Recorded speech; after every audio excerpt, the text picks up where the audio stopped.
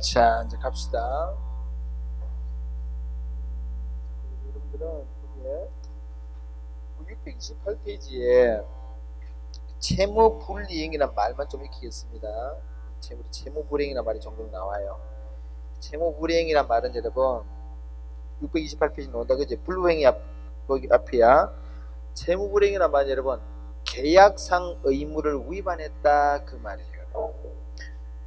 우리가 매매계약을 체결하면은 서로 뭔가 줘야 될 게 있다 그죠? 돈 매수인 쪽에는 뭡니까? 돈을 줘야 되고 매도인 쪽에서는 물건을 줘야 된다 그지? 그 약속을 위반하는 것을 채무불이행이라 그래요.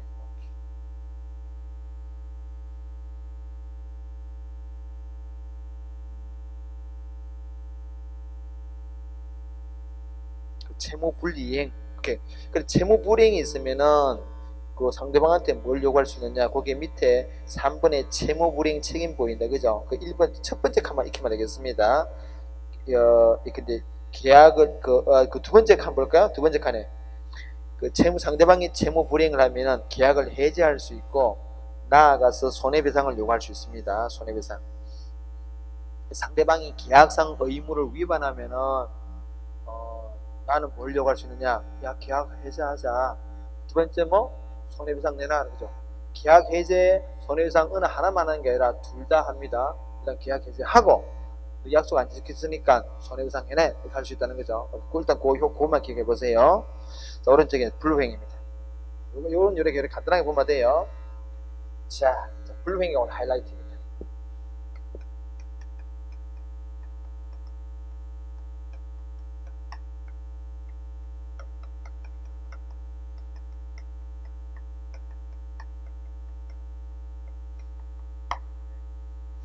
자, 불법 행위가 있으면은 그 효과로서 뭐가 생기느냐? 손해배상 책임이라는 게 생겨요.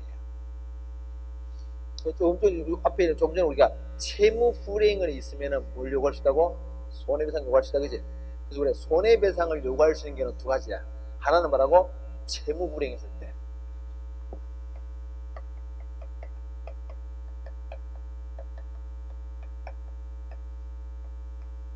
채무 불이행이 있으면은 손해배상을 요구할 수 있습니다. 그러니까 상대방이 계약상 의무를 위반했을 때 손해배상 하라는 요구할 수 있다는 거죠. 또 하나가 뭐라고? 불법 행위라는 게 있으면은 손해배상을 요구할 수 있어요. 이걸 기억해야 돼. 이건 이제 우리 채무 불이행의 우리 의미를 이해했다, 그죠? 이게 문제입니다. 불법 행위는 여러분 일단 느낌이 불법이다, 그지? 불법적인 거야. 불법적인 거야. 자, 대표적으로 A가 B를 폭행을 해서 폭행.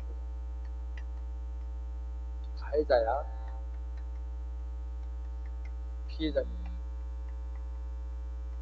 그죠? 가해자가 피해자가 이제 폭행으로 인해서 뭐 1,000만 원 정도 뭐 치료비가 나왔어. 치료비가 1,000만 원 나왔어. 치료비야. 자, 여러분, 이 가해자가 폭행을 했기 때문에 이렇게 1,000만 원 손해배상이 그 치료비가 나왔어요. 그러면은 B는 A한테 손해배상을 요구할 수 있을까요? 잘 봐봐. A가 B를 폭행해서 B가 치료비가 한 1,000만 원 정도 나와서 요즘 애지간하면 1,000만 원 나오죠. 들어보면 1,000만 원 나오죠. 그럼 B가 A한테 가해자한테 손해배상을 요구할 수 있을까? 즉 다르게 말하면은 A는 B한테 손해배상 책임을 져야 될까? 자, 손해배상 책임을 B는 A한테 손해배상을 요구할 수 있다. 1번. 2번 아니다. 2번. 3번 에라 모르겠다. 3번. 1번 손 드세요. 있다. 오케이. 2번 아니다. 3번 에라 모르겠다. 그래? 그럼 A가 B를 폭행했기 때문에 B는 그러면은 손해상 1,000만 원 손해배상 요구할 수 있다고? 그래? 오케이, 그럼 얘를 하나 들고 이는 얘는 어떻지? 이는 얘는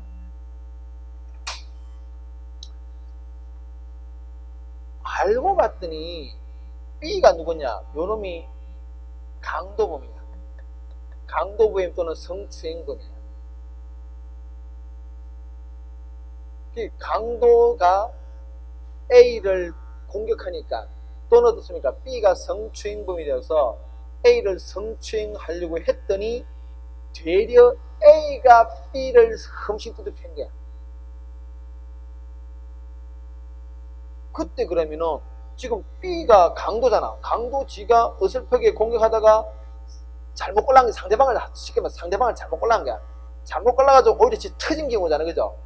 이때 그러면 지가 나 피 붙으니까 손해배상 해달라고 하면은 잘 주겠다. 그죠? 이거 안 주는 게 맞잖아. 그죠? 누가 나쁜 놈이에요? 요 놈이 지가 나쁜 놈이다. 그죠? 그래서 이게 핵심이에요. 폭행이 있어 해서 무조건 손해배상 해주는 건 아니야. 자, 그래서 뭔가니까 그래서 폭행이 뭐가 돼야 되느냐? 불법행위가 돼야 돼요. 이 폭행이 불법행위라고 평가가 돼야 돼. 불법행위로 평가될 때 비로소 손해배상을 요구할 수 있어요. 그럼 불법행위가 어떤 경우에 저 폭행이 불법행위라는 이런 어떤 평가를 받을 수 있는가? 요거는 법적 개념입니다. 요거는 지금 팩트는 팩트고, 요거는 팩트인데, 요걸 법적인 개념으로 이제 바꿔서 불법행위로 평가돼야 돼. 첫 번째, 가해행위했습니다. 그죠? 자, 고의가실. 두 번째, 가해행위했습니다. 가해행위. 세 번째, 피해가 발생합니다. 순서로, 사건의 흐름을 순서로 보는 거야. 네 번째, 가해 행위로 인해서 피해가 발생했다는 인과관계입니다. 인과관계가 있어야 돼요. 인과관계. 인과관계란 말은 가해 행위로 인해서 피해가 발생했다는 인과관계입니다. 이게 원인이고 이 결과야. 다섯 번째, 위법성이 있어요. 위법성. 여섯 번째, 책임이 있어요. 책임이 있어요.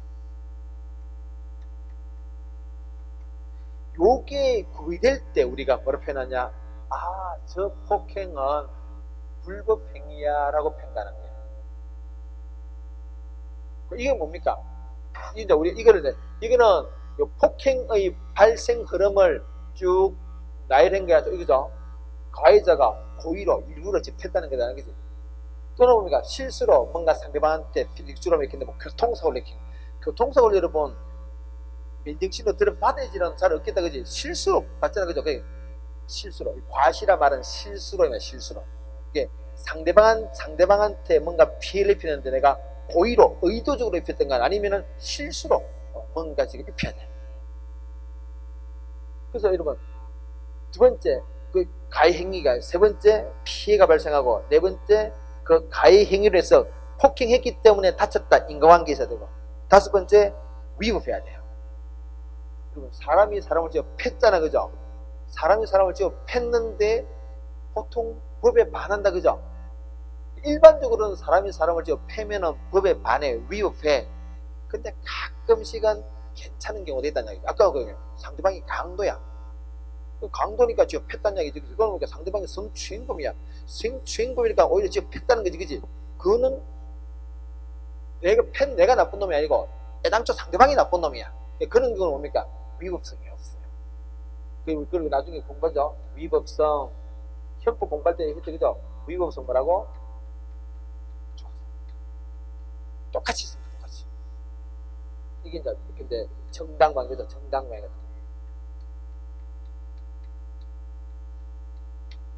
다음에 마지막으로 책임 능력이 없어요. 책임 능력이 있어요. 책임 능력이 뭐, 이 책임 능력이 여러분 우리가 앞 시간에서 공부했던 의사 능력과 비슷한 개념이에요. 의사 능력. 의사 능력이 뭐였습니까? 제정신이에요. 제정신. 그래서 보통 사람은 다 아까 일반적인 사람들은 다 의사 능력이 있어. 일반적인 사람 다 책임 능력이 있어요. 아까서 우리 의사 능력이 없는 사람은 내가 의사 능력이 없는 사람으로서 뭘 예를 들었습니까? 애들 그죠? 아니면 뭐 아주 정신병자들 그지? 마찬가지 이것도 마찬가지. 일반 사람들은 다 지가 지금 뭔 짓을 하는지 알고 있는데 가끔씩은 지가 뭔 짓을 하는지 모르고 행동하는 사람들이 있어요. 애들 또는 뭐 정신병자 똑같다 그죠? 그래서 여러분 이런 게 있다면은 자 이런 게 있다면은 뭐가 된다고? 이 행위는 뭐 불법 행위로 평가되고 따라서 피해자는 가해자한테 손해배상을 요구할 수 있어요. 그래서 여러분 보세요. 그러면은 가해자 A가 책임을 지기 위해서 A한테 뭐가 있어야 됩니까? 고의 또는 뭐가 있어야 돼요? 과실이 있어야 된다, 그지? 그래서 A가 지가 이 결과에 대해서 책임을 질라 그러면은 본인한테 뭐가 있어야 된다고? 고의 또는 과실이 있어야 돼요. 그래서 이걸 어떤 책임이라고?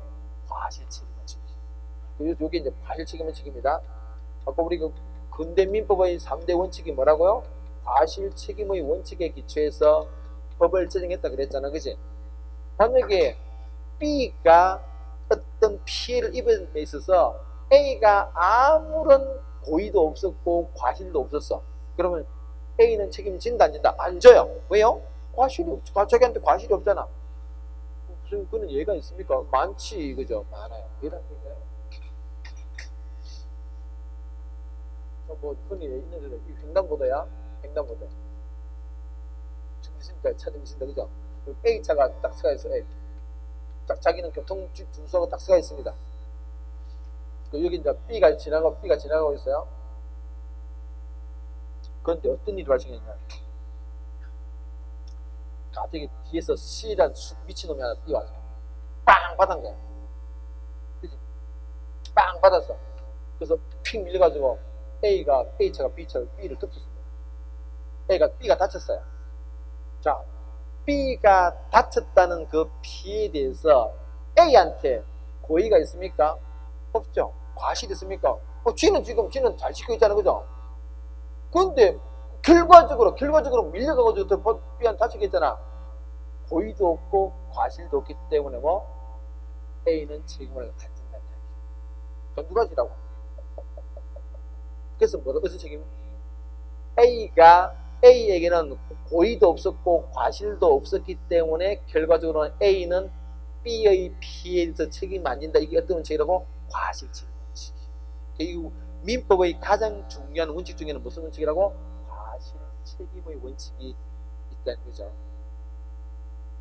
이걸 강조하는 이유는 그 틀을 잘 이해를 해야 돼. 이게 안 되면 나중에 막 외우려고 그러는데 안 돼요. 이해를 하셔야 되고, 아, 그렇구나. 그렇지. 그래야 되겠지. 그렇지. 그렇게 해야 돼. 또 두 번째입니다. 여기 이제 발생인 거죠. 그러니까 이 논리에 따르면 여러분, 어떻겠습니까? 만약에 가해자를 잡았는데 책임 능력이 없네. 즉 얘가 있잖아요. 가해자를 잡았는데 나이가 한 6살 되는 애야. 그럼 옛날에 이런 경우 있었죠. 뭐 아파트 옥상에서 건물 옥상에서 애들이 뭘 했습니까? 지나가는 사람들이 화분 던지잖아, 그죠? 기억나세요? 그 사건 있었다, 그죠? 애들이 초등학교 애들이 옥상에 올라가지고 왜 그랬다고? 걔들이 그때 그런 말 했거든. 반에서 학교 가서 배웠던 중력 실험했대. 그 옥상에서 이렇게 화분 띵 해가지고 밑에 사람이 뻥 맞고. 자, 그 사건 봅시다. 잘 보세요. 가해자리 누구? A다, 그죠? 자, 저거에 가해자리 뭐였습니까? 고의가 있지, 그지? 일단 그럴 맞춰야지. 딱 맞추다, 그죠? 고의. 또는 뭐 그걸 꼭 사람을 맞추겠다는 생각 아니고 그냥 그죠? 그 과시다, 그죠? 가해 행위 있었지. 피해가 발생했지. 인과관계 있지, 그죠? 가해 행위로서 인과관계 있지. 위법성 조학사유 있습니까? 이거 뭐 정당방 있는 거 아니잖아. 그러니까 위법해. 마지막으로 책임 능력이야. 자, 이 아이들은 책임 능력이 있다 없다? 없어요. 책임 능력이 없어요. 그럼 뭡니까? 이 옥상에서 화분을 던져서 밑에 있는 주민이 같이 그 결과는 불법 행위다, 이다 아니다? 아니에요. 왜요? 이게 하는 이게 안 되니까. 그러면 이 피해자는 가해자한테 손해배상을 요구할 수 있다 없다? 없어요. 볼 때는 문제가 생긴다. 볼 때 문제. 이걸 나중에 공부를 합니다. 되게 예를 내는 이유는 이게 굉장히 중요한 얘기기 때문에 하는 거예요. 나중에 또 공부를 합니다. 어쨌든 마지막으로 그러니까 이게 여러분 나중에 소송에서는 결과적으로는 입증해야 돼. 입증. 소송에서는 손해배상 책임이 있는지 막 싸울 거 아니야, 그죠? 가해자랑 피해자랑 변호사랑 막 싸우게 되겠지. 이때 뭘 해야 된다고? 입증을 해. 입증을. 증거를 내야 돼. 이 증거를 누가 해야 된다고? 가해자가 해야 될까요? 피해자가 해야 됩니까? 피해자가 해야 돼. 피해자. 누구한테 입증 책임이 있다고? 피해자가 입증을 다 해야 돼. 가해자한테 고의과실이 있다, 이런 거 있다, 이런 거 다 입증해야 돼. 근데 쉽지 않습니다, 이게. 오케이. 자, 보세요. 229페이지. 불법행위와 손해배상 책임입니다. 자, 그래서 밑에 여러분, 불법행위의 그 성립 요건 보세요. 고의 또는 과실로 인한 위법행위로 타인에게 손해를 가한 자는 그 손해를 배상할 책임이 있다. 자, 밑에 보세요. 박스 정리해주세요. 고의과실 첫 번째입니다. 고의과실. 두 번째 책임능력. 요거 기억해서 여러분, 그 책임능력의 세 번째 줄 보세요. 의사능력보다는 약간 높은 정신능력이다. 체크. 이게 이제 여러분, 우리가 앞에서 의사능력은 아주 의사능력이 없는 사람은 누군가니까 아주 영유아라는 것은 아주 애란 이야기다. 그래서 어린애들인데 우리가 책임능력은 그보다 조금 더 높게 봐줍니다. 그래서 우리가 한 10살, 11살 정도를 봐줘요. 요 표현을 익혀. 의사능력보다는 뭐 약간 높은 능력으로 본다. 표현 자체를 익히시고요. 위법성입니다. 됐고, 네 번째 손해발생. 자, 이때 여러분 불법행위에서 우리가 손해는 정신적인 손해로 봅니다. 정신적 손해 포함 체크. 그 다음에 인과관계는 여러분, 인과관계는 두 번째 칸에 두 번째 점에 상당 인과관계가 있으면 된다. 원인과 결과의 관계, 가해 행위와 결과 사이에서 원인과 결과의 관계 있다 없다를 평가할 때 상당 인과관계 있으면 충분하다고 봅니다. 근데 그게 뭔데? 그건 알 필요 없어. 그냥 우리가 법적인 표현인데요. 그래서 우리가 그 전문가들은 상당 인과관계로만 다 알아챕니다. 그런 게 있어. 그거 있으면 좋겠다. 그걸 기억하세요. 오른쪽에 누가 입증한다고? 피해자가 입증 책임까지 기억하세요. 박스 오른쪽 이거지. 박스 오른쪽에 해놨잖아, 그죠? 오케이. 피해자가 입증한다. 됐습니다. 자, 넘겨서 그 효과입니다. 그래서 이게 이제 이런 걸 다 입증하게 되면 뭐가 된다고? 저 폭행 행위는 불법 행위가 되고, 불법 행위가 된다면은 손해배상 채권이 생기더라. 자, 그래서 효과입니다. 1번 뭐 손해배상 책임이 생긴다. 손해배상은 그럼 여러분, 손해배상 어떻게 할까? 돈 줘야 되겠지. 금전배상의 원칙이다. 금전배상 원칙이다. 근데 그 2번도 보겠습니다. 근데 이제 금전배상과 관련해서 명예훼손을 했을 때는 그 우리 법원에서는 여러분 두 번째 이런 말 있죠. 손해배상과 가름하거나 함께 손해배상에 가름한단 말은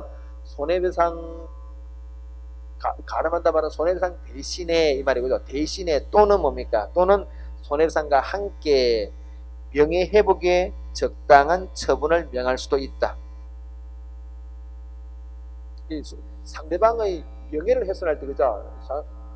우리나라 법에서는 있잖아요. 우리나라 법제에서는 명예를 상대방의 이게 만약에 명예훼손이겠습니까? 근데 고위공직자가 있어요. 공직자가 있습니다. 고위공직자가 제 있잖아요. 뭐 2019년 6월 1일 날 어디에서 누구 업자랑 만나가지고 뇌물 받아 먹었어요. 라고 어떤 사람이 그 언론 인터뷰에서 공개를 했습니다. 근데 그게 만약에 사실이에요. A라는 사람이 인터뷰를 했습니다. 뭔가니까 B라는 공직자야. B라는 공직자가 C라는 업주로부터 뇌물을 받아 먹었다는 것은 뇌물을 받아 먹었다고 했는데 공개를 했어요. 그러면 A가 죄가 될 수 있겠습니까? 이게 팩트예요, 팩트. 맞아. B가 C한테 뇌물을 아니면 막 그런 어떤 좀 더러운 짓을 했어. 그거를 A가 근데 언론 기자한테 또 벌렸어요. 공개를 했습니다. 그럼 A의 저 행위가 죄가 될까요? 안 됩니까? 미안하지만 됩니다. 저게 명예훼손죄가 될 수 있어요. 그때 우리나라 명예훼손죄 있잖아. 사실을 말해도 명예훼손죄가 됩니다. 그게 이제 골 때리네. 물론 이제 나중에 보자 우리가 이거는 원칙적으로는 그렇고 이런 경우라면은 예외적으로 우리가 형법 공부하신 분들 아는데요. 위법성 조항 사용이 있는데 이런 경우는 죄는 성립하지만은 위법성 조항 사유에 기초해서 죄가 안 될 수 있습니다. 어쨌든 간에 이런 게 우리나라는 여러분 사실을 사실대로 말해도 처벌받을 수 있어요. 이게 이런 식으로 만약에 명예훼손했다 그러면은 여러분 요걸 하기 전에 이거 봅시다. 이 행위잖아. 요 행위. 요 폭행이지, 폭행. 요거부터 해야 되겠다. A가 G를 지금 팼어요. 이게 법적으로는 두 개가 문제래요. 아까도 우리 어떤 학생이 지금 나한테 비슷한 걸 질문했는데 이런 게요. A가 B를 폭행했다는 저 사건은 두 가지 문제됩니다. 하나는 뭡니까? 하나는 다쳤잖아, 그죠? 요거는 손해배상, 그죠? 손해배상 해줘야 되지. 요 손해배상하는 이거는 어떤 문제겠습니까? 요거는 민법, 민법상 손해배상 문제. 요거는 소송을 하면 이거는 민사소송 해야 돼요. 민사소송으로 가야 돼요. 근데 요거는 여러분 손해배상은 그냥 내가 다친 거에 대한 손해를 배상하는 거고, 또 중요한 게 하나 있다. 뭐예요? 때린 놈도 나쁜 놈이다, 그죠? 저거를 잡아내야 될 거 아니야. 그거는 처벌하는 문제야. 이건 처벌. 형사 처벌하는 것은 이거는 전혀 별개 문제야.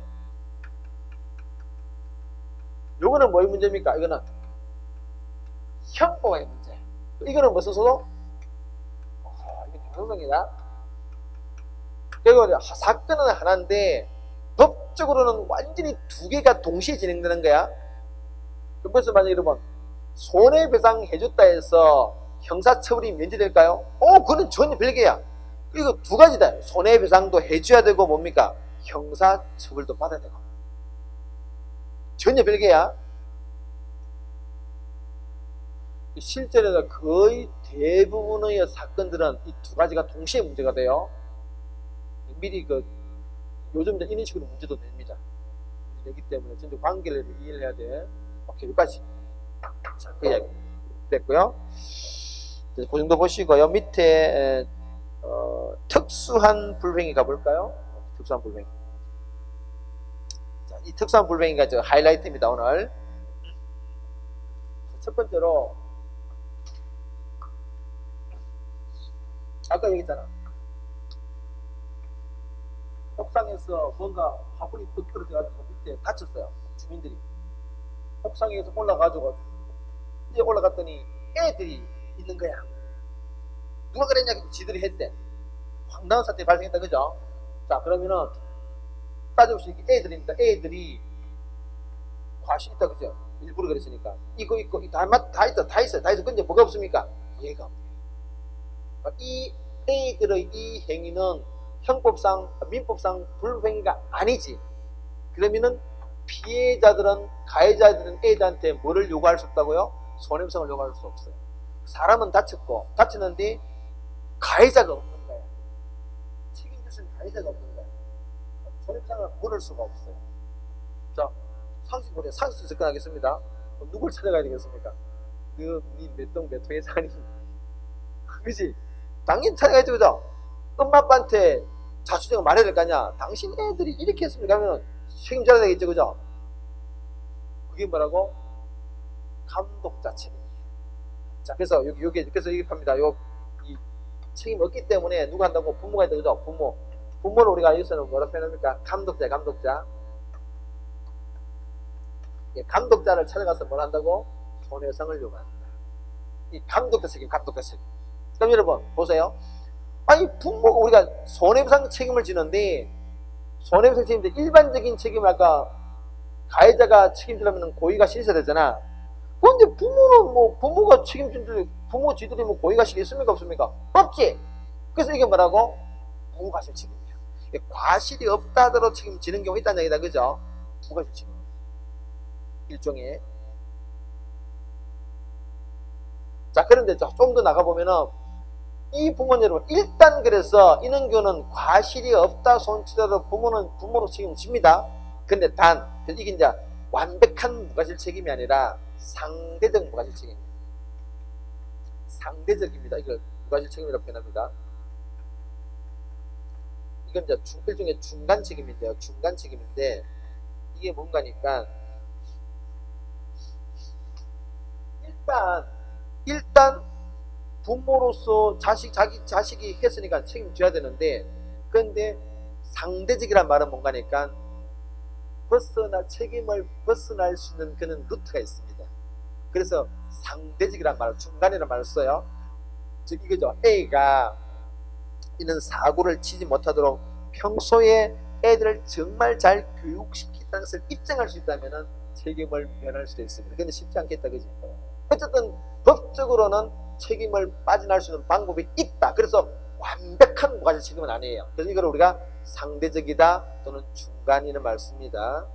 이걸 이해되겠죠? 자, 보세요. 자, 특수한 불행입니다. 양가로 2번에 뭐 책임 무능력자의 어떤 책임요? 감독자 책임이다.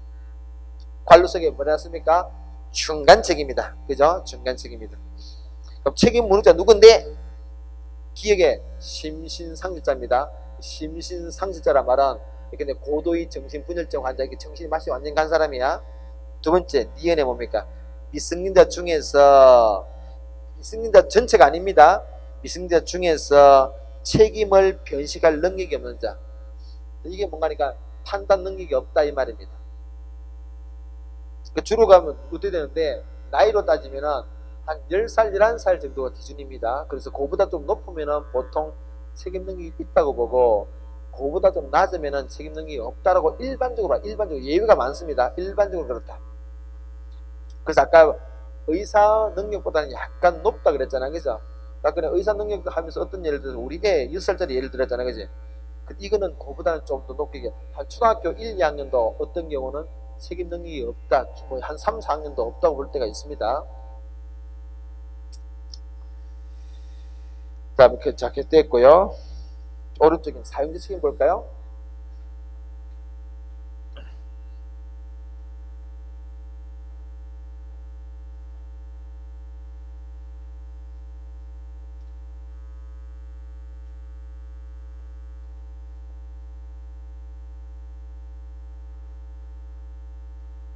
사용자 책임이에요.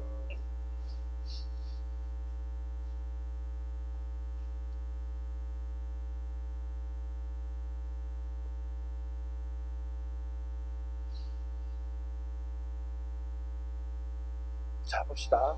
A가 배달원이야. 배달하는 친구입니다. 병인이야. 이 배달은, 짜장면 배달하는 이 A가 배달하다가 병인을 치었어요. 교통사고로, 그죠? 교통사고를 일으켜가지고 B가 다쳤습니다. 1000만 원 정도 다 피해가 있죠. 1000만 원. 그럼 여러분 우리가 일반적으로 뭐 당연히 교통사고는 불행에 맞겠다, 그죠? 그래서 어떡합니까? 이렇게 하는 게 맞아, 그죠? 손해배상, 그죠? 그죠? 이게 뭐 거의 맞다, 그죠? 맞습니까? 이게 우리가 봤던 뭐 요건에 비춰 거의 다 인정돼요. 그런데 문제는 있잖아요. 자, 우리 여러분 법적으로 B가 A한테 손해배상 받을 수 있는 권리, 손해배상 그걸 청구를 그래요. 청구권. 손해배상 청구권이 법적으로 있다 손치더라도 권리가 있다 하더라도 돈을 받을 수 있는 것은 별개의 문제다. 그죠?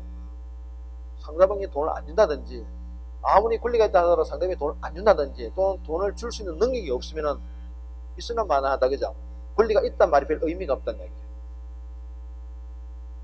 그래서 우리 법원 여러분, 그런 경우를 예정하고, 이때 보통 이 배달하는 이 친구는 돈을 1,000만 원 정도 돈이 없겠지. 그래서 B가 A한테 손해배상 소송을 제기해봤자 별 의미가 없는 경우가 많더라, 실제로. 이때는 그럼 누구한테 돈 달라고 하는 게 좋을까? 사장한테. 사장이 무슨 죄겁니까? A가 배달하면은 돈은 누가 봅니까? 사장이 네가 벌잖아, 이 말이에요. 이 경제적인 이익은 사장이 네가 취득하니까 너도 책임져라. 그래서 그걸 우리가 사용자가 뭡니까? 사장이 사용자입니다. 사용자, C가 있다가 C. 그래서 이렇게 되죠. 이것도 가능하고 이것도 가능하다. 이걸 뭐라냐? 사용자 책임입니다. 사용자 책임. 이것도 마찬가지로 뭐라고요? 아니 사장 쥐가 뭐 교통사고 일으키면서 아무런 고의과실 없다는 거죠. 아까 부모가 아무 그건 마찬가지야. 그럼에도 일단은 무슨 책임이라고? 무과실 책임이야. 근데 마찬가지로 뭡니까? 빠져나갈 수 있는 방법은 있다. 그래서 뭐 중간 책임이겠다. 저것도 중간 책임입니다.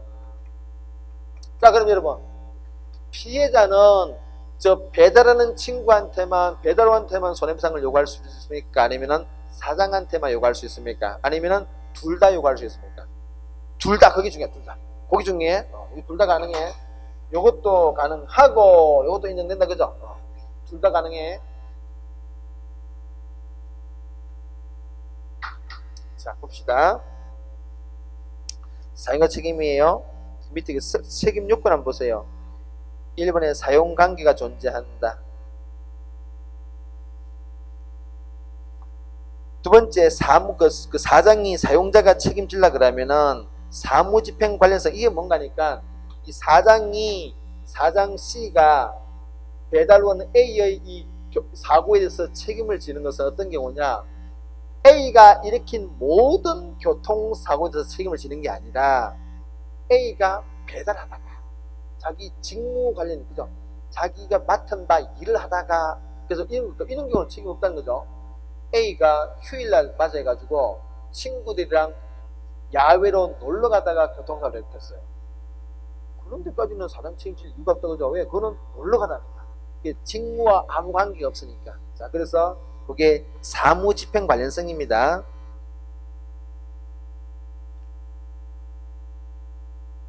그거 두 번째 좀 보세요. 예를 들어서 가게 배달부가 배달 도중에 행인을 치게 한 경우는 인정되지만은 관계없이 물건을 훔쳤다든지 이런 경우는 사장 책임 없습니다. 자, 넘어가겠습니다. 자, 다음에는요, 공작물 점유자 소유자 책임 한번 볼까요? 공작물 점유자 소유자 책임, 이겁니다. 벌써 말하는 공작물 점유자는 세입자예요. 세입자. 세입자와 주인의 관계입니다. 여러분, 여기에 집이 하나 있어. A가 세입자입니다. B는 주인이야. 소유자다. B가 세입자예요.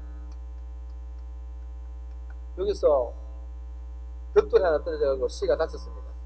행인이 다쳤어. 그러니까 행인은 누구한테 손해배상 요구할 거? 이게 당연히 세입자가 되잖아. 세입자 살고 있잖아. 그래서 여기 1차 책임은 점유자 책임이고, 요 책임은 1차 책임은 점유자 책임인데 요거는 중간 책임이야.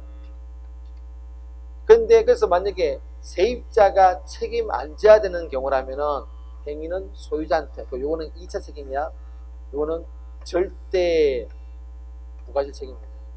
소유자는 최종적으로는 무조건 책임져야 돼. 벗어날 방법 없습니다. 그래서 거기 밑에 박스 보세요. 점유자 책임은 1차 책임이고 중간 책임이고, 소유자 책임은 뭐라고? 2차 책임이고 절대 무과실 책임이다. 오케이, 여기까지 기억하겠습니다. 자, 오른쪽에 동물 점유자들, 그죠? 동물 점유자는 여러분, 동물 점유자는 한마디로 말해보니까 강아지 키우는 사람이다. 강아지 키우는 사람이에요. 강아지 키우는 사람입니다. 보통 누가 키워요? 주인이 키우지, 그지? 그래서 보통 이 동물 점유자는 누구겠습니까? 보통 주인이야, 주인. 자, 근데 이제 문제는 이 동물이 강아지가 아파가지고 병원에 보내놨어요. 근데 이 강아지가 좀 낯선 환경에 불안해하다가 뛰쳐나왔어요. 그래도 거리를 헤매다가 행인을 물었어요. 누가 책임질까요? 누가 동물을 그 사이에 점유하고 데리고 있습니까? 병원이 지금 강아지 주인이 책임지는 게 아니야. 그 이야기입니다. 보세요. 그래서 2번에 봐봐. 예를 들어서 애완견을 데리고 있던 동물병원 원장의 관리 소홀로 애완견이 뛰쳐나갔다. 행인을 꽉 물었다. 병원장 네가 책임지라 이 말입니다. 끝까지 볼까요? 자, 됐습니다. 그 정도 보도록 하겠습니다. 그 뒤에 가서 OX 한번 가볼까요?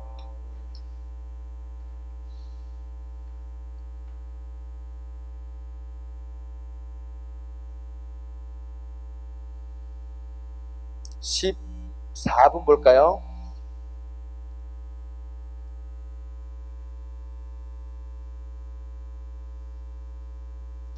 별도 손해배상을 요구할 수 있다 없다? 있다. 상대방이 채무 불이행하면은 일단 계약 해제하고, 두 번째 이때까지 손해는 별도 청구한다. 15번은요 누구한테 있다고? 피해자가 한다. 16번은 미성년자는 전부 다 책임 무능력자입니까? 아니요, 그죠? 아까 뭐 나이가 한 10살, 11살 정도를 기준으로 한다. 19번에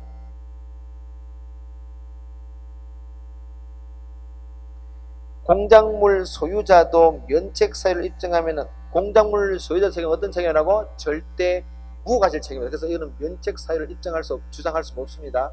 무조건 책임져야 됩니다.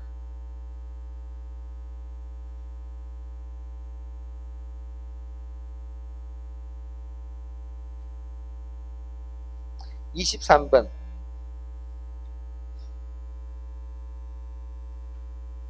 23번을 잘 한번 생각해 보세요. 이게 맞는 문장인지 틀린 문장인지.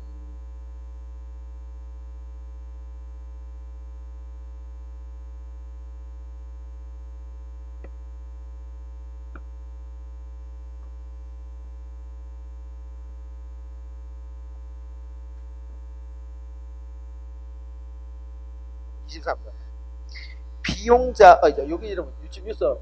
요 배달원이 피용자, 여기 피용자입니다. 여기 피용자고 요 사용자야. 피용자가 교통사고를 일으켰을 때 책임지는 게 일반 책임이고, 요 일반 책임이고, 사용자 책임이는 게 특수 책임입니다. 특수 불행이야. 일반 불행이 책임, 특수 불행이 책임 이런 표현을 써요. 이번에 사장이 책임질 때, 사장이 A의 교통사고로 인해서 병인에게 끼친 이 피해에 대해서 사장이 책임지는 경우는 이 피용자가 책임져야 될 때 사장도 책임지는 경우지, 이게 만약에 A가 B에 대해서 손해배상 해줄 필요가 없을 때는 사장도. 그래서 우리가 사장이 행인에게 손해배상을 해줘야 되는 경우는 어떤 경우냐, 지 배달원이 조 피용자가 그 B한테 손해배상을 해줘야만 할 때 사장도 책임지는 거야. 이게 인정되어야 요것도 인정되는 거야. 이게 인정 안 되면은 사장 책임질 이유가 없다, 그죠? 이게 인정될 때 사장도 책임지는 것이지, 이게 인정 전혀 안 되면 이것도 책임 없다, 그죠? 자, 그럼 그런 전제 2수 한번 다시 보세요.